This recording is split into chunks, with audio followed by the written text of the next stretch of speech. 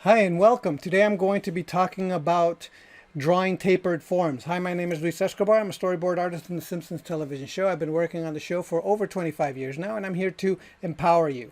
So I was asked by Robert to talk about drawing tapered forms. He put geo or tapered forms.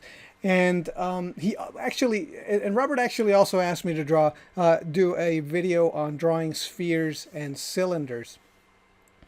Now I'm going to record a video about drawing spheres and cylinders in a course that I'm working on.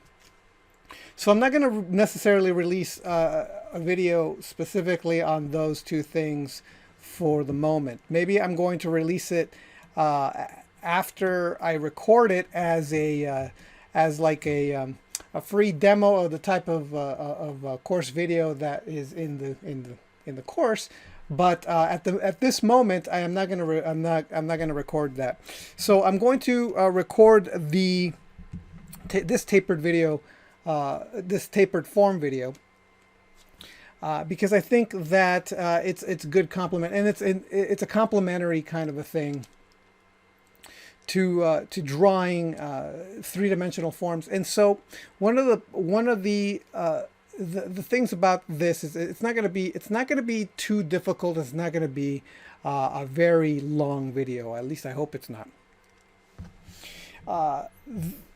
What are tapered forms? Tapered forms are any form that is in some way moving from one size to another within the form. So, for example, if you have a cube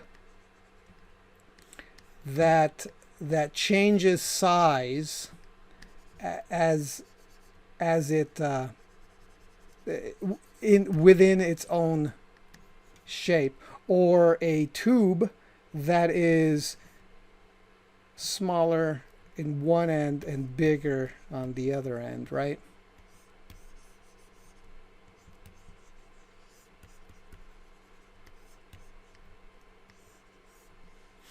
And or a cone, which is pretty much the same thing. A cone starts off with a point and then gradually gets bigger. So, what's a good way to learn to do tapered forms?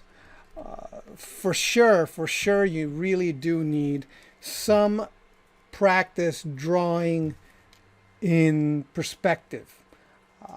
With a horizon line and vanishing points, you have to first be able to do that kind of regular everyday kind of form. You have to be extremely comfortable drawing a regular cube, a regular box, cube and box the same thing,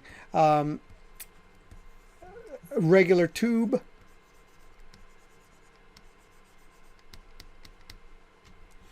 spheres, which, and this is the question was about drawing spheres. And so you have to have that as your foundation.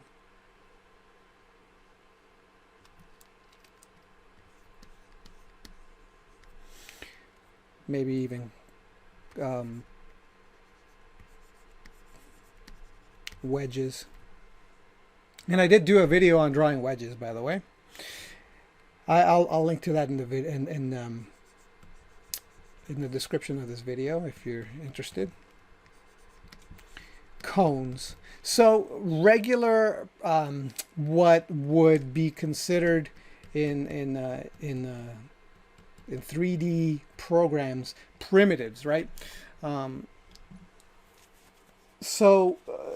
You have to be comfortable being able to draw these regular forms, these primitives, so that when in any rotation, in space, if you're having any problems doing that, that is the problem number one, that you really need to practice drawing primitives from your head in any direction, in any kind of turning or whatever it is that you have. That is the number one thing you got to do before you even start considering tapering forms. Okay, primitives, regular old forms first.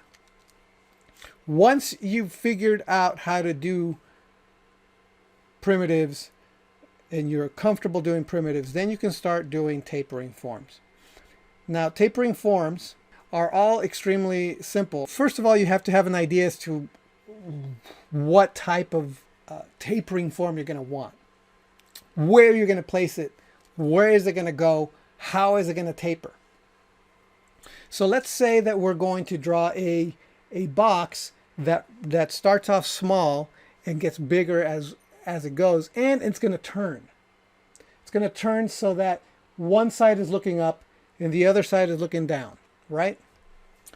So the idea is that it's going to be something like this. It's going to be going up and like that, right? So you have like, just scribble something that'll give you an indication as to where you want to go. Maybe this here, I wasn't very happy with kind of the direction this was going. I think this is kind of the S curve I kind of want.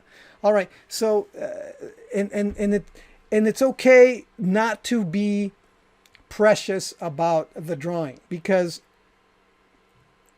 the idea when it comes to drawing is not that you just it's not magic. You had to work at it. You can be loose, scribbly. You could be rough. With, for example, if you're using a digital tool, you've got all these layers you could turn off and on. You could keep adding layers. You could just build on top of layer, on top of layer, on top of layer, and then finally get rid of the layers. On paper, what you would do is have tracing paper. You'd have a regular sheet of paper on the bottom. You could just scribble and then put another tracing paper and then do another rough. It's the same thing as layers, but with tracing paper. Or if you have a light box like this,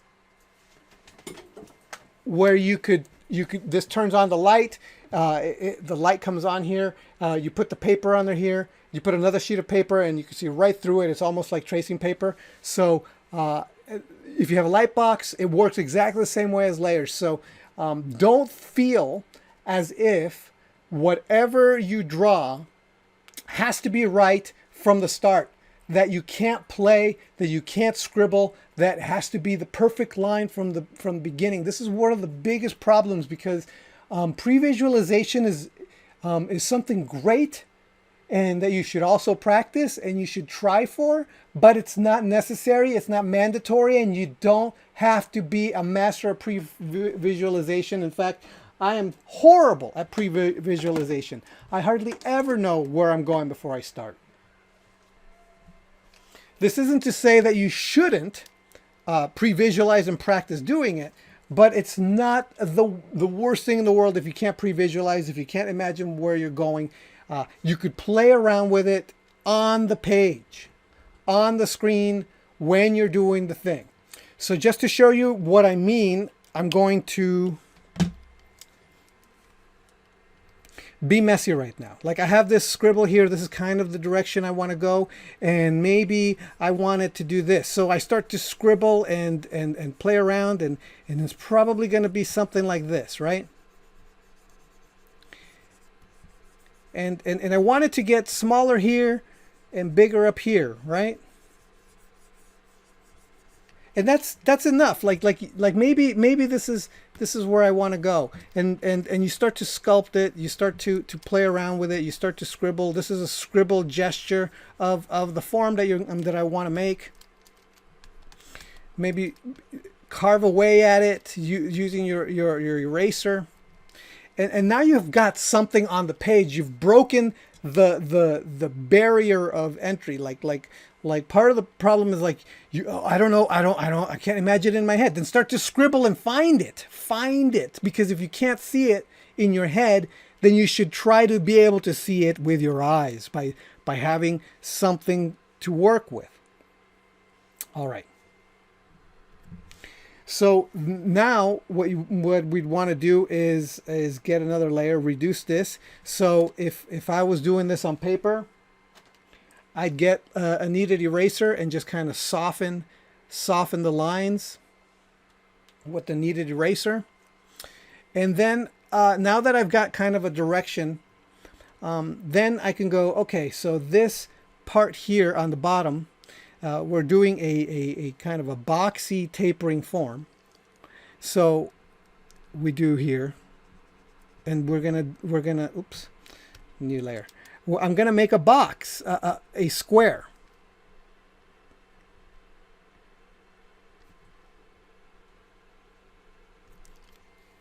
Now this is the face of our box.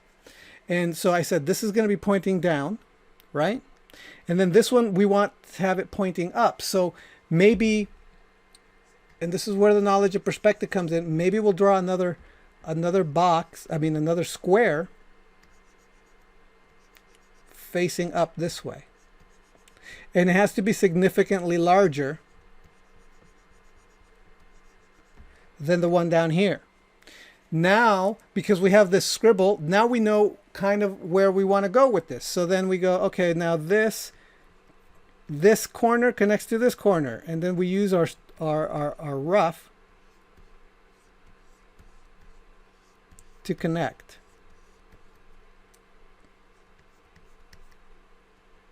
This corner connects to this corner, and we use our rough to connect it. This corner connects to this one over here, and we have something as a guide with our rough is a guide.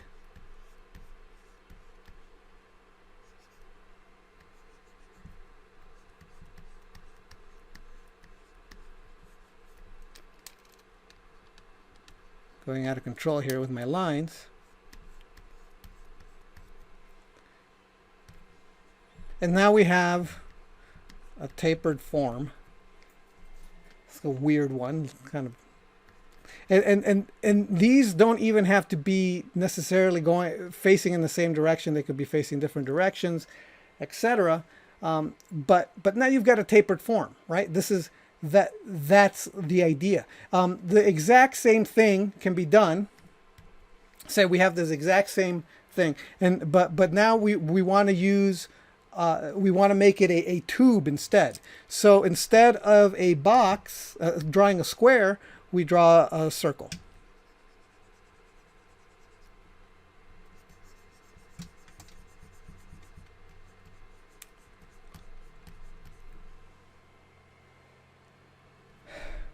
Well, this isn't the circle. It's a forgot that's. A sphere, I forgot what it's called, but it's kind of an egg-shaped, an ellipse. There you go. That's the word I was looking for, an ellipse. And again, using the rough gesture that we've already made, something that gives us a guide as to what direction we go. We just connect the sides here, and then we have this very strange tapering form that it's somewhere along the way it changes direction, right? Then we ta-da, there we go. So again, same thing. If you wanted this, for example, to be a cone instead, then you probably wouldn't want to start with a circle here. You'd want to start, you'd want to start with a dot, because a cone begins with a point, right?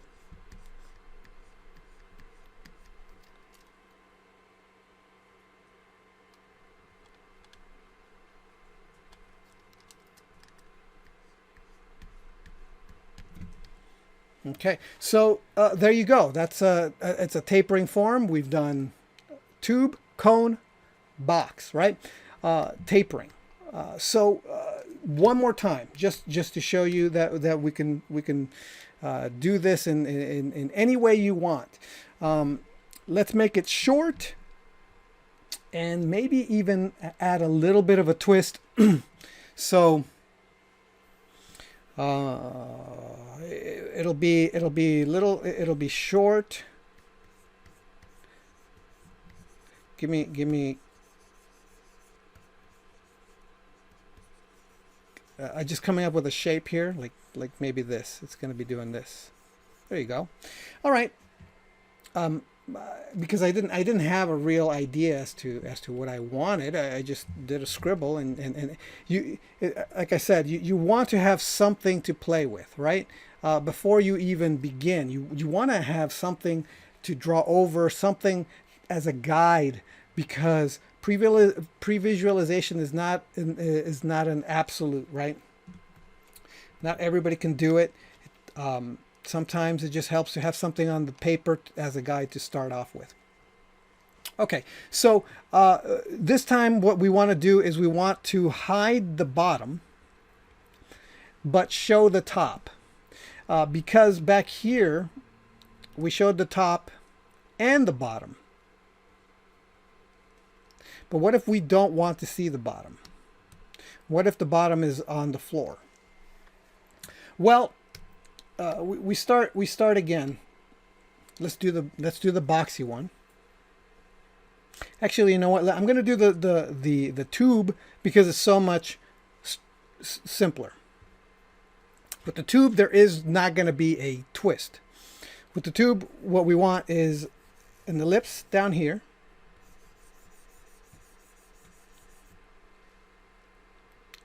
And a smaller ellipse up here. And then we just connect it.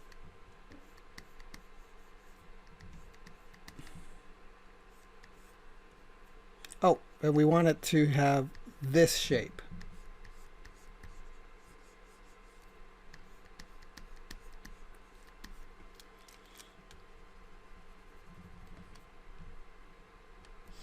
Okay, so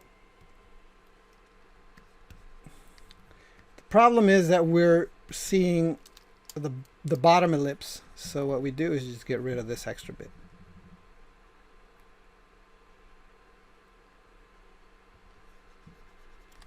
And now we have an ellipse. I mean a tube that gets bigger as it gets closer to the bottom, and that is on the floor, right? Back here, we don't see the other ellipse. We just see the edge, right?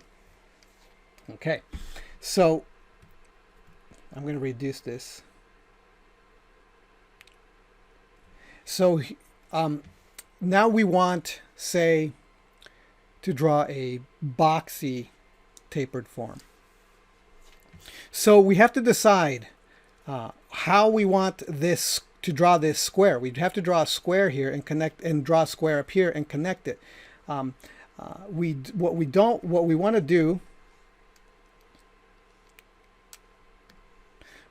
do is draw two squares that are not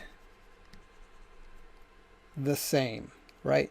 They are one is twisted a little bit different than the other one. So we don't want to do this. We don't want to draw a square and then another square and then connect. I should actually draw a better. I should draw a square like this so you can see. It looks like a diamond.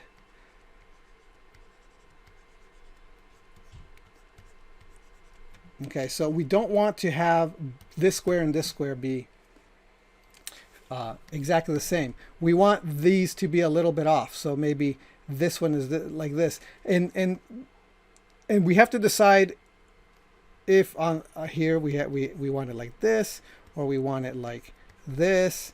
How are we going to draw this box? So I think that perhaps I'm going to do this. I'm going to kind of do a diamond shape here.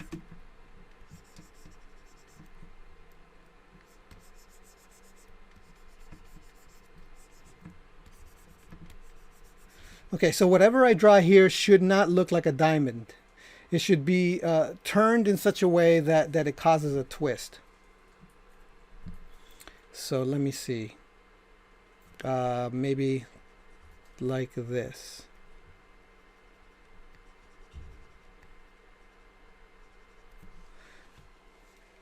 Okay, so that means now I get to have to decide, is this end? Is this end? What corner should I connect to the other corner? And I think in order to have this not be too crazy of a twist, I'm going to have this corner here attached to this one. And I have this rough. So let me try to keep to this rough. So this goes like that, and then it connects. And this goes like this and connects. This goes like that and connects. And now this one back here connects too, but you can't really see it. And then, now that I have both of these things, then I just get rid of them, right?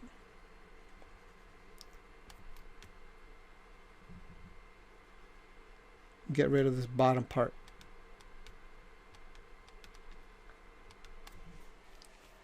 And now you have a tapered form, and it's got a small twist. It's not a big twist, it's a small twist. Now, we can get kind of crazy. And let's see, how far can I delete this? All the way. Okay. So we can get crazy and try to connect,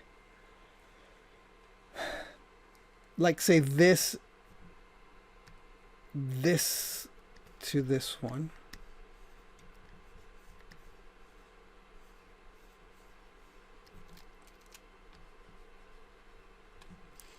And then this one over here connected to this.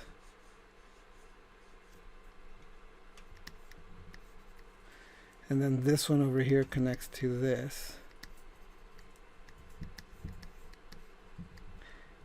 And this one over here connects to this.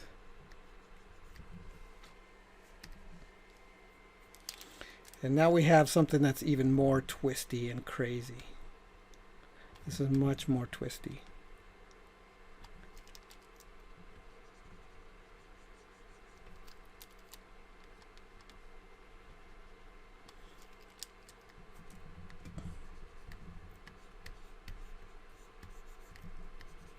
So it depends on what corners you connect. You could add the twist, right?